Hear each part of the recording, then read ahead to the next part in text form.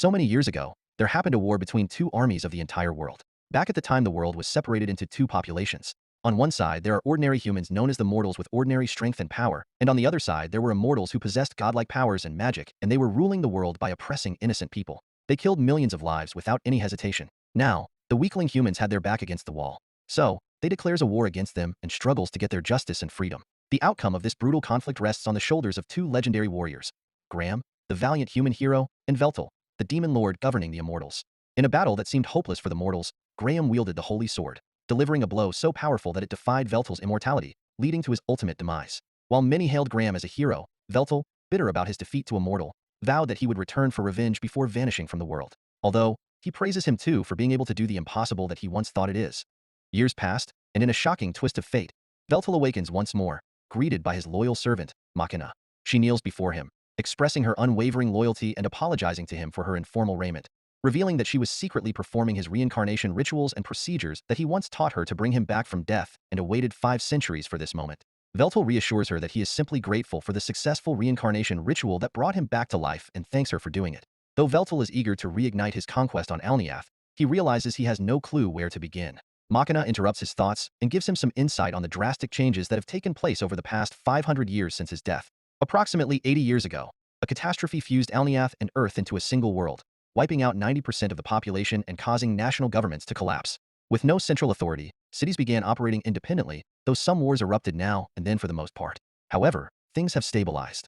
This fusion of worlds, blending Earth's cutting-edge technology with Alniath's magitech, led to astonishing advancements. Machina brings Veltal to the surface, where he marvels at the transformed world. Distracted by the sights, he nearly collides with a passerby, prompting Machina to pull him out of the way. Apologizing, Veltal is astonished that the man brushed past Machina, one of the 6 dark peers, so nonchalantly, as though he didn't recognize her at all. Determined to remind mortals of their place, Veltal raises his hand to cast a spell, disregarding Machina's warnings. In an instant, he sends magic shooting skyward, splitting the clouds in a grand display. Yet rather than evoking fear, his actions only seem to annoy the bystanders, who scoff at someone reckless enough to use magic within the city. Moments later, alarms blare, and Machina explains that using grand magic is strictly prohibited within city limits, urging Veltal to retreat before they draw further attention. Frustrated but willing to follow her lead, Veltal reluctantly goes along. Just as they're leaving, he catches a glimpse of someone strikingly similar to the hero Graham, but has no time to investigate further as Machina pulls him onward. Once they're safe, she sits him down to reveal a grim truth. After his death, the immortals were forced to sign a ceasefire with the mortals, ending their ancient war. But when the worlds merged, the citizens of the immortal kingdom were scattered, and soon the major industries launched a crusade against them. Perplexed, Veltal demands an explanation, and Machina reveals that humanity collectively stripped immortals of their rights, relentlessly hunting them down. At first, the efforts were feeble, but with the development of anti-immortal weaponry, immortals were slain on sight, driving them to the edge of extinction. Veltal takes a moment to absorb this harsh reality, before finally asking Machina if she knows what happened to the remaining 5 dark peers. The whereabouts of Meso and Rollin remain a mystery, but tragically, Zenola has been confirmed dead. In an act of self-sacrifice, Zenola served as a decoy, allowing Machina to escape from the hunters. In his last moments, he stated that his actions were in honor of Veltal, as aside from Machina was the one he held in the highest regard, and the one who was the most trusted ally of him. And most importantly, she was the only person who was capable of performing Veltal's reincarnation ritual. Zenola had always been a loyal follower of Veltal, and Veltal feels grateful to have had such a loyal subordinate. Yet, there's still one person Machina hasn't mentioned, so Veltal asks her about him. Machina seems reluctant to discuss about him, and tries to change the topic by asking Veltal if he's thirsty. Veltal replies that he isn't, so Machina quickly improvises, insisting he should drink something anyway and tells him to wait. While Machina is away, a live stream suddenly appears on some nearby billboards, leaving Veltal wondering what on earth it's supposed to be. Then, he notices several lights flickering around the area, seemingly caused by a girl standing on a nearby rooftop. At first, it's unclear what the girl is doing, but with a quick flick of her wrist, all the billboards suddenly start streaming adult videos, and she looks quite pleased with herself, admiring her handiwork. No one seems to realize that she's the one responsible, so she casually starts to walk away. However, as she's leaving, Veltal calls out to her. She panics slightly, realizing she's been caught, and tries to feign innocence, insisting she had nothing to do with it. However, Veltal is certain that he saw her doing something with the billboards.